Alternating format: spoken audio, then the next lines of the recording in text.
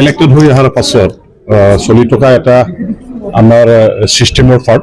গতিকে আজি সকলে যোৱা ইলেকশ্যনত জিকি আহিলে আনুষ্ঠানিকভাৱে আমি এছেম্বলিত শপত গ্ৰহণ ল'ব লাগিব। ইয়াৰ পাছতে আমি এজন জনপ্ৰতিনিধি হিচাপে স্বীকৃতি মানে পাম। আৰু আমাৰ আজি এইখিনি এটা কাৰ্যসূচী আছে বিজনেছ হিচাপে এছেম্বলিত যিটো আমাৰ বিজনেছ এইখিনি আমাৰ আছে।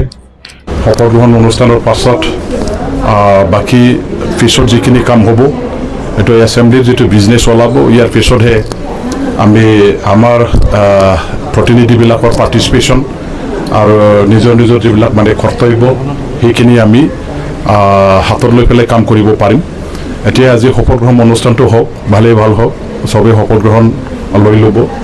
আৰু আমাৰ এছেম্বলি হিচাপে এতিয়া ষ্ট্ৰং এছেম্বলি যিহেতু আমি পাইছোঁ, গতিকে মই ভাবোঁ এইবাৰৰ যিটো আমাৰ চৰকাৰ এই এছেম্বলিখনত আমি আলোচনা বিলোচনা কৰি BTC এটা শক্তিশালী অঞ্চল হিচাপে গঢ়ি তুলিবৰ কাৰণে আৰু BTC অঞ্চলত বসবাস কৰা সকলো জাতি জনগোষ্ঠী ধৰ্মাৱলম্বী মানুহবিলাকৰ হকে আমি সঠিকভাৱে কাম কৰিব পাৰিম। এটা উন্নয়নৰ কাম আমি কৰিব পাৰিম। ন্যায় বিচাৰ অধিকাৰ আমি ৰাইজক প্ৰদান কৰিব পাৰিম। এই পবিত্ৰ সদনখনত আজি মই দ্বিতীয়বাৰৰ কাৰণে শপত গ্ৰহণ কৰিবৰ কাৰণে সুবিধা পাইছোঁ।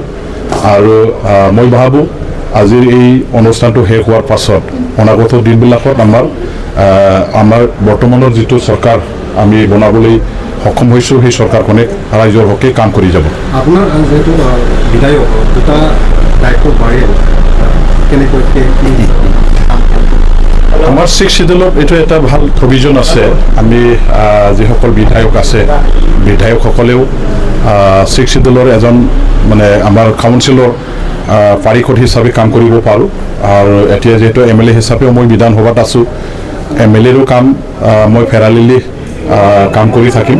আৰু ইয়াতো BTCৰ MCLA হিচাপে যিখিনি মোৰ দায়িত্ব কৰ্তব্য থাকিব সমানেই ফেৰালিলি মই মোৰ কামখিনি কৰি যাম।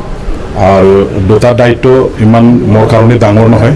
এইটো এনেও আমি সদায় ৰাইজৰ মাজত কাম কৰি থাকোঁ, আমাৰ অঞ্চলত কাম কৰি থাকোঁ।